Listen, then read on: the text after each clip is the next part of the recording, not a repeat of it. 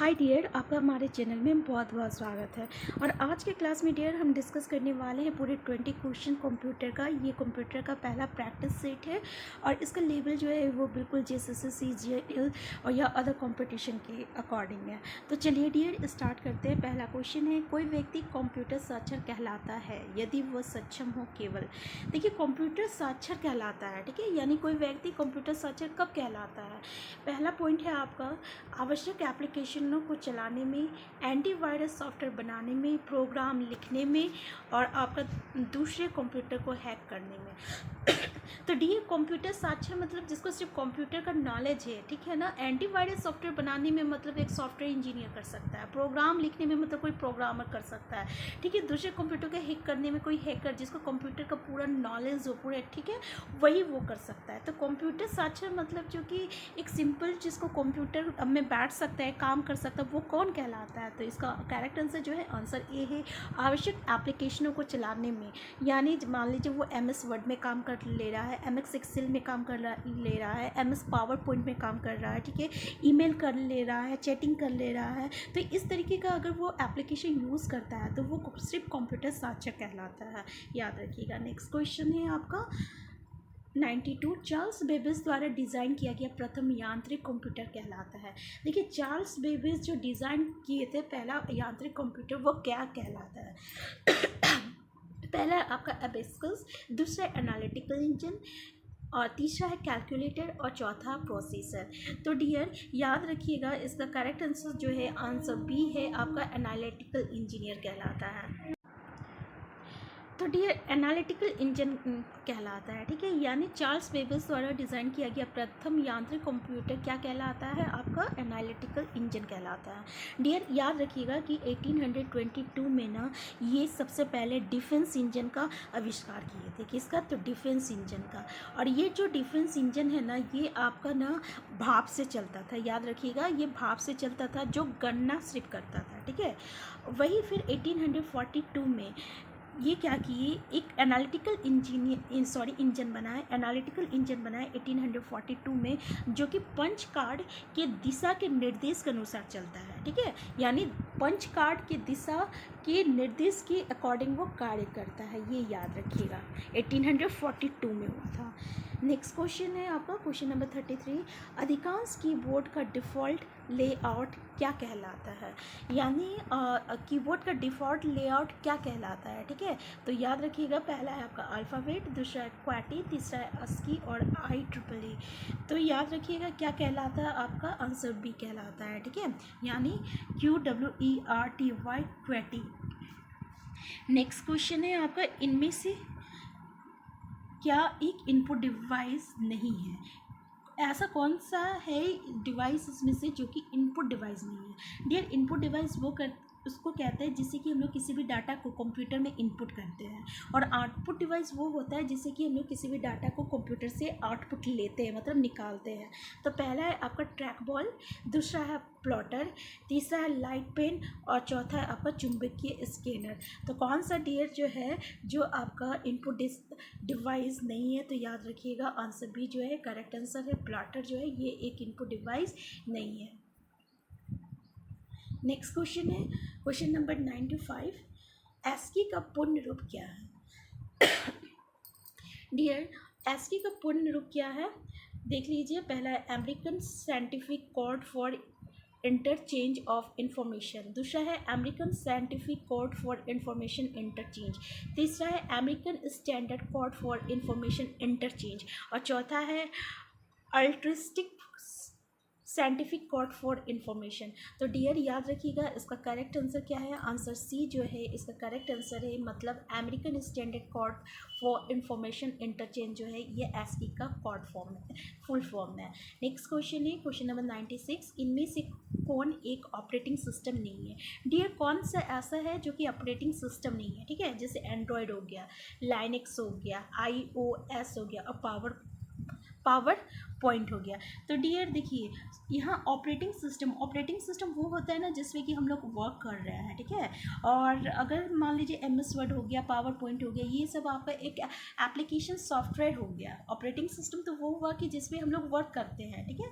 तो इसका correct answer क्या है? आपका करेक्ट आंसर डी है, क्योंकि पावर पॉइंट आपका एप्लीकेशन सॉफ्टवेयर है, ठीक है, जिसमें कि आप वर्क कर रहे हैं, जैसे कि MS वर्ड हो गया, MX एक्सेल हो गया, ये सब आपका क्या है? आपका एप्लीकेशन सॉफ्टवेयर है। और ऑपरेटिंग सिस्टम क्या हुआ? ऑपरेटिंग सिस्टम जैसे कि एंड्रॉयड फ़ोन पे आप पूरा काम कर रहे हैं, वो चला रहे हैं, ठीक है। लाइनेक्स इस तरह का ऑपरेटिंग सिस्टम हुआ जिसमें कि आप वर्क कीजिएगा। iOS क्या है? ये भी एक तरह का ऑपरेटिंग सिस्टम है, तो याद रखिएगा। नेक्स्ट क्वेश्चन है क्वेश्चन नंबर 97। फॉर्ट्रेन है एक, फॉर्ट्रेन एक क्या है? एक निम्न स्तरीय प्रोग्रामिंग भाषा है, एक उच्च स्तरीय प्रोग्रामिंग भाषा है, असेंबली भाषा है, या मशीन भाषा है? तो डियर याद रखिएगा, ये एक तरह का क्या है आंसर? उच्च स्तरीय प्रोग्रामिंग भाषा है, यानी आंसर बी जो है इसका करेक्ट आंसर है। नेक्स्ट क्वेश्चन है question number 98। Microsoft power point एक डैश है। देखिए, पहला एक स्प्रेडशीट प्रोग्राम है, दूसरा एक डेटाबेस प्रोग्राम है, तीसरा एक शब्द प्रसंस्करण प्रोग्राम है, और डी है प्रस्तुति प्रोग्राम।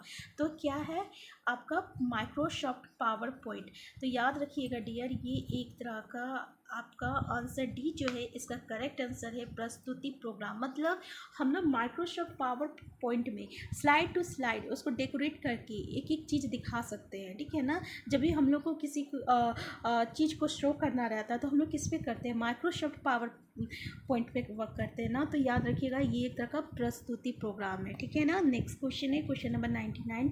जब एक से अधिक व्यक्ति एक से अधिक कंप्यूटर का एक ही समय व्यवहार करते हैं तो किसकी आवश्यकता होती है? लाइट पेन की, माउस की, डिजिटाइजर की, या टर्मिनल की? तो डियर किस चीज़ की आवश्यकता होती है? तो याद रखिएगा, जब एक से अधिक व्यक्ति एक से अधिक कंप्यूटर का एक ही समय व्यवहार करते हैं तो उसको टर्मिनल की ज़रूरत होती है। याद रखिएगा, आंसर डी जो है करेक्ट आंसर है। नेक्स्ट क्वेश्चन है आपका क्वेश्चन नंबर 100। निम्नलिखित में से कौन सा विकल्प एक निर्बाध संचरण माध्यम है? पहला है आपका फाइबर ऑप्टिकल, दूसरा है समाक्षीय कोएक्सियल तार, तीसरा है वितरित युग्म ट्विस्टेड पेयर तार, और माइक्रोवेव। तो डियर इसका करेक्ट आंसर क्या है? तो याद रखिएगा माइक्रोवेव, आंसर डी जो है इसका करेक्ट आंसर है। यानी ये कौन सा विकल्प एक निर्बाध संचरण माध्यम है? तो याद रखिएगा माइक्रोवेव जो है एक निर्बाध संचरण माध्यम है, ठीक है। नेक्स्ट क्वेश्चन है 101। वेब पेज एक दूसरे से किस माध्यम से जुड़े होते हैं? वेब पेज जो होता है ना, एक दूसरे से किससे जुड़े रहते हैं? हाइपरलिंक से, एजिज से, लिंक से, या वाईफाई से? तो डियर याद रखिएगा, ये हाइपरलिंक से जुड़े हुए रहते हैं, ठीक है। नेक्स्ट क्वेश्चन है 102। दिए गए विकल्पों में से विषम को ज्ञात कीजिए, ठीक है। विषम मतलब जो अलग है, जैसे बिग हो गया, इंटरनेट एक्सप्लोरर हो गया, फायरफॉक्स हो गया, क्रोम हो गया। तो डियर क्या है इसमें? इसका करेक्ट आंसर क्या है? तो देखिए, इंटरनेट एक्सप्लोरर जिसमें कि आप जो है किसी भी वेब पेज को देख सकते हैं। क्रोम में भी क्या करते हैं आप लोग?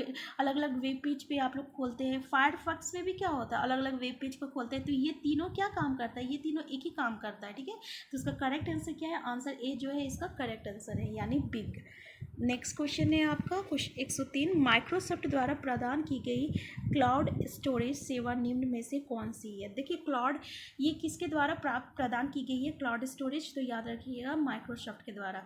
पहला है आपका आई क्लाउड, दूसरा है वन ड्राइव, तीसरा है आई ड्राइव, और चौथा है ड्रॉप बॉक्स। तो कौन सा डियर इसका करेक्ट आंसर है? तो याद रखिएगा, आपका इसका करेक्ट आंसर जो है वन ड्राइव है, ठीक है। वन ड्राइव जो है इसका करेक्ट आंसर है, यानी ये माइक्रोसॉफ्ट द्वारा प्रदान की गई क्लाउड स्टोरेज है, ठीक है।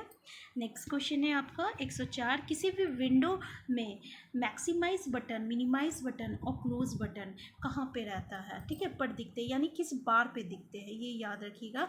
तो देखिए, पहला है आपका title bar, menu bar, status bar और रूलर बार। तो डियर ये सब जितने भी मिनिमाइज बटन है ना, ये टाइटल बार में दिखता है, याद रखिएगा। आंसर ए जो है करेक्ट आंसर है। नेक्स्ट क्वेश्चन है 105। कौन सा सॉफ्टवेयर संसाधन में प्रयुक्त किया जाता है? सॉफ्टवेयर सब संसाधन में प्रयुक्त किया जाता है। पहला page maker, word star, MS word, उपयुक्त सभी। तो डियर याद रखिएगा, इसका करेक्ट आंसर जो है आपका आंसर डी है, यानी पेज मेकर भी, वर्ड स्टार भी और एमएस वर्ड भी, ये सारे सॉफ्टवेयर जो है संसाधन में प्रयुक्त किया जाता है। नेक्स्ट क्वेश्चन है 106, जो कंप्यूटर पुराना हो और संभवतः संतोषजनक ना हो उसे क्या कहते हैं। ठीक है, पहला तो है आपका ancestral system, historical system, age old system या लिगेसी सिस्टम। तो डियर उसको हम लोग क्या कहते हैं, ऐसा सिस्टम जो बहुत पुराना हो और जो जिस पे काम जो है सही तरीके से हो नहीं रहा, उससे हम संतुष्ट नहीं हैं, तो उसको हम लोग क्या कहते हैं। तो याद रखिएगा आंसर डी जो है इसका करेक्ट आंसर है, यानी लिगेसी सिस्टम कहते हैं।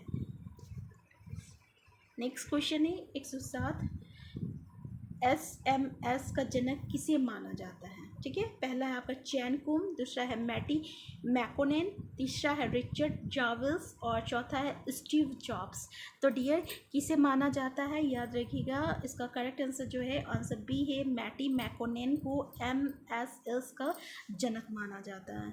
नेक्स्ट क्वेश्चन है 108, वेब रैप की क्या विशेषता है। पहला है आपका आवश्यकता होने पर टेक्स्ट को अगली लाइन में स्वतः भेज देता है, यानी खुद से भेज देता है। ठीक है, दूसरा है आपका डॉक्यूमेंट के निचले हिस्से में प्रकट होता है, और तीसरा है आपका ये टेक्स्ट पर टाइप करने की सुविधा देता है, और चौथा है डॉक्यूमेंट के अंत को दर्शाता है। तो डियर याद रखिएगा इसका करेक्ट आंसर जो है आंसर ए है। ठीक है, यानी आवश्यकता होने पर ये टेक्स्ट को अगली लाइन पर स्वतः भेज देता है। ठीक है, नेक्स्ट क्वेश्चन है 109, विंडोज 7 में Ctrl+Alt+Delete दबाने से क्या आरंभ होता है। ठीक है, पहला है आपका नियंत्रण कक्ष, दूसरा है कार्य प्रबंधक, तीसरा है माई कंप्यूटर या विंडोज एक्सप्लोरर। तो याद रखिएगा डियर, अगर हम लोग Ctrl+Alt+Delete विंडोज 7 में एक साथ दबाते हैं तो ये क्या कार्य करता है, आपका आंसर भी कार्य प्रबंधक यानी टास्क मैनेजर। ठीक है, नेक्स्ट है आपका 110 और लास्ट क्वेश्चन है ये पूरे 20 क्वेश्चन।